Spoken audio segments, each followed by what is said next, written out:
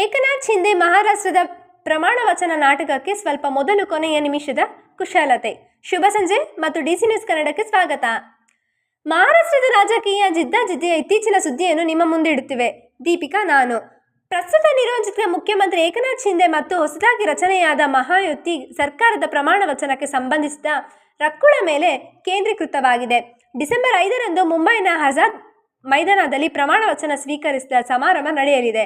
ಪ್ರಧಾನಿ ನರೇಂದ್ರ ಮೋದಿ ಮತ್ತು ಇತರ ನಾಯಕರು ಪಾಲ್ಗೊಳ್ಳಲು ಮೂಲಕ ಇದು ಅದ್ಭುತವಾಗಿದೆ ಎಂದು ನಿರೀಕ್ಷಿಸಲಾಗಿದೆ. ಆದರೆ ಮುಂದಿನ ಮುಖ್ಯಮಂತ್ರಿ ಯಾರು ಎಂಬ ಗೊಂದಲ ಇನ್ನೂ ಮುಂದುವರೆದಿದೆ. ಬಿಜೆಪಿ, ಶಿವಸೇನೆ ಮತ್ತು ಎನ್ಸಿಪಿ ಬಣಗಳ ರೂಪದಲ್ಲಿ ರಾಜಕೀಯ ಪ್ರಮುಖರನ್ನು ಒಳಗೊಂಡಿರುವ ಮಹಾಯುತಿ ಒಕ್ಕೂಟವು ಇತ್ತೀಚೆಗೆ ಮಹಾರಾಷ್ಟ್ರದ ವಿಧಾನಸಭೆ ಚುನಾವಣೆಯಲ್ಲಿ ಜಯಭೇರಿ ಬಾರಿಸಿದೆ. ಬಿಜೆಪಿ 132 ಸ್ಥಾನಗಳೊಂದಿಗೆ ಪ್ರಬಲ ಪಕ್ಷವಾಗಿ ಮಾರ್ಪಡಿಸಿದ್ದರೆ ಏಕನಾಥ್ ಶಿಂದೆ ನೇತೃತ್ವದ ಶಿವಸೇನೆ 57 ಸ್ಥಾನಗಳಲ್ಲಿ ಹೊಂದಿತ್ತು ಮತ್ತು ಅಜಿತ್ ಪವಾರ್ ನೇತೃತ್ವದ ಎನ್ಸಿಪಿ ಬಣ ಮತ್ತೊಂದು 41 ಸ್ಥಾನಗಳನ್ನು ಗಳಿಸಿತು. ಈ ಅಂಕಿಅಂಶಗಳ ನಂತರ ಎಲ್ಲರೂ ಉತ್ತಮ ಪರಿಸ್ಥಿತಿಯ ಬಗ್ಗೆ ಮಾತನಾಡಬಹುದು. ಆದರೆ 2.5 ವರ್ಷಗಳಿಂದ ಸಿಎಂ ಆಗಿರುವ ಏಕನಾಥ್ ಶಿಂದೆ ಅವರು ಮತ್ತೆ ಸಿಎಂ ಆಗುವಂತೆ ಮನವಿ ಮಾಡುತ್ತಿದ್ದಾರೆ. ಮೂಲಗಳ ಪ್ರಕಾರ ದೇವೇಂದ್ರ ಫಡ್ನವೀಸ್ ಸಿಎಂ ಆಗಬಹುದು ಎಂದು ಕಾರಣದಿಂದ ಅವರು ಕೆರಳಿದ್ದಾರೆ. ಬಿಜೆಪಿ ಸ್ಥಾನವನ್ನು ಭದ್ರಪಡಿಸಬೇಕೆಂದು ಗೃಹ ಸಚಿವಾಲಯದಂತಹ ಪ್ರಮುಖ ಮಂತ್ರಿಗಳನ್ನು ಹೊಂದಿರುವ ತಮ್ಮ ಪಕ್ಷವನ್ನು ಮುನ್ನಡೆಸಲು ಬಿಜೆಪಿಗೆ ಅವಕಾಶ ನೀಡುತ್ತದೆ. ವಿಳಂಬ ಯಾವುದು ಅವರನ್ನು ತಪ್ಪಿಸಿದೆ? ಒಳಗಿನವರ ಪ್ರಕಾರ ಫಡ್ನವೀಸ್ ಅವರ ನಿಷೇಧವು ಶ್ರೀ ನರೇಂದ್ರ ಮೋದಿಯವರ ಬಿಜೆಪಿಗೆ ದಣಿವರಿ ಇಲ್ಲದೆ ಅವರನ್ನು ಮತ್ತೊಮ್ಮೆ ಸಿಎಂ ಆಗಲು ಸಹಾಯ ಮಾಡಿದ ನಂತರ ಅವರನ್ನು ಬಾರು ಮೇಲೆ ಇರಿಸಲಾಗಿದೆ. ಈ ಬೇಡಿಕೆಯನ್ನು ಶಿಂದೆಯವರ ಪಾಳೆಯು ಚೆನ್ನಾಗಿ ಸ್ವಾಗತಿಸುತ್ತಿಲ್ಲ. ಇದು ಒಕ್ಕೂಟದ ಮೌಲ್ಯವನ್ನು ಹೊಂದಿದೆ. ಈಗಿನಂತೆ ಬಿಜೆಪಿಯಿಂದ ಉನ್ನತ ಭಾರೀ ಖಾತೆಗಳ ಬಗ್ಗೆ ಯಾವುದೇ ಅನುಮೋದನೆ ಇಲ್ಲ. ಆದಾಗ್ಯೂ ಪ್ರಮಾಣ ವಚನ ಸ್ವೀಕರಿಸ ಪ್ರಕ್ರಿಯೆಯಲ್ಲಿ ನಡೆಯುತ್ತಿವೆ.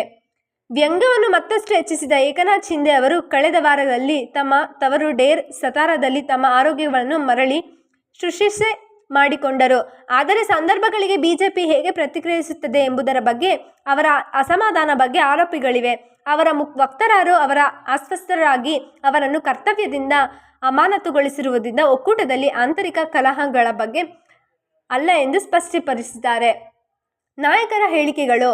ಬೆಂಬಲಿಗರನ್ನು ಉದ್ದೇಶಿಸಿ ಮಾತನಾಡಿದ ಶಿಂದೆ ಮಹಾಯುತಿ ಒಪ್ಪಂದದ ತಮ್ಮ ಬದ್ಧತೆಯನ್ನು ಪುನರ್ರಚಿಸಲು ಮತ್ತು ಒಕ್ಕೂಟದ ಅಂತಿಮ ನಿರ್ಧಾರಕ್ಕೆ ಬದ್ಧರಾಗಿರುವುದರಿಂದ ಭರವಸೆ ನೀಡಿದರು. ಈ ಸರ್ಕಾರವು ಜನರನ್ನು ವಿಶ್ವಾಸಕ್ಕೆ ತೆಗೆದುಕೊಳ್ಳುತ್ತಾರೆ.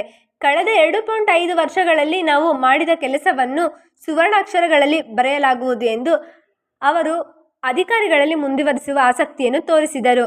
ಮತ್ತೊಂದೆಡೆ ಎನ್ಸಿಪಿ ನಾಯಕ ಅಜಿತ್ ಪವಾರ್ ಸಮ್ಮಿಶ್ರವು ಅಖಂಡವಾಗಿದೆ ಮತ್ತು ಬಿಜೆಪಿ ಸರ್ಕಾರ ರಚಿಸುತ್ತದೆ ಮತ್ತು ಶಿವಸೇನೆ ಮತ್ತು ಎನ್ಸಿಪಿ ನಾಯಕರು ಉಪಮುಖ್ಯಮಂತ್ರಿಯಲ್ಲಾಗಿದ್ದಾರೆ ಎಂದು ಹೇಳಿದರು. ಸಾರ್ವಜನಿಕ ಗ್ರಹಿಕೆ.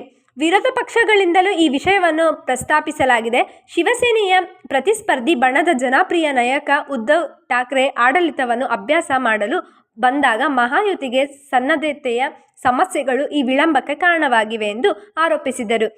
ಠಾಕ್ರೆ ತಮ್ಮ ಭಾಷಣದಲ್ಲಿ ಚುನಾವಣೆಯಲ್ಲಿ ನಡೆಸುತ್ತಿರುವ ಕೆಲವು ಅಕ್ರಮಗಳ ವಿಷಯಗಳ ಬಗ್ಗೆ ಫ್ಲಾಗ್ ಮಾಡಿದರು. ಆದರೆ ಫಲಿತಾಂಶವು ಮೂಲಭೂತವಾಗಿ ಪ್ರಜಾಪ್ರಭುತ್ವ ಅಪಹಾಸ್ಯ ಎಂದು ಹೇಳಿದರು. ಮುಂದಿನ ಹಾದಿ.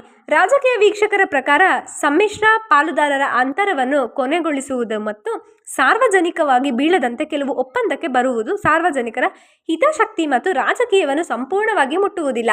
ಬಿಜೆಪಿಯು ಅತಿ ದೊಡ್ಡ ಸಮ್ಮಿಶ್ರ ಪಾಲುದಾರನಾಗಿ ಒಕ್ಕೂಟದಲ್ಲಿ ತನ್ನನ್ನು ತಾನು ಪ್ರತಿಪಾದಿಸಿ ಪ್ರಾಬಲ್ಯ ಸಾಧಿಸುತ್ತಿರುವ ಏಕನಾಥ್ ಶಿಂದೆ ಆಡಳಿತದಲ್ಲಿ ಹೆಚ್ಚಿನ ಪ್ರಭಾವವನ್ನು ಉಳಿಸಿಕೊಳ್ಳುವಂತೆ ನೋಡಿಕೊಳ್ಳಲು ಶಿವಸೇನಾ ಬಣವು ನಾಯಿಗಳ ಕಾದಾಟದಲ್ಲಿ ತೊಡಗಿದೆ ಎಂದು ಹೇಳಲಾಗುತ್ತಿದೆ. ನಾವು ಅಧಿಕೃತ ಘೋಷಣೆಯನ್ನು ಪಡೆಯುವುದರ ಬಗ್ಗೆ ಇದು ಸಮ್ಮಿಶ್ರ ರಾಜಕೀಯದ ತೊಂದರೆಗಳನ್ನು ಮಾತ್ರ ಒತ್ತಿ ಹೇಳುತ್ತದೆ. ಅಲ್ಲಿ ಬಲವಾದ ಜನಾದೇಶವು ತ್ವರಿತ ಒಪ್ಪಂದ ಎಂದರ್ಥಲ್ಲ. ಈ ಬೆಳವಣಿಗೆಯ ಕಥೆಯಲ್ಲಿ ಈಗ ಅಷ್ಟೇ.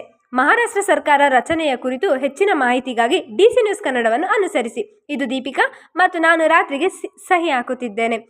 ವೀಕ್ಷಿಸಿದ್ದಕ್ಕಾಗಿ ಧನ್ಯವಾದಗಳು ಮತ್ತು ಶುಭರಾತ್ರಿ.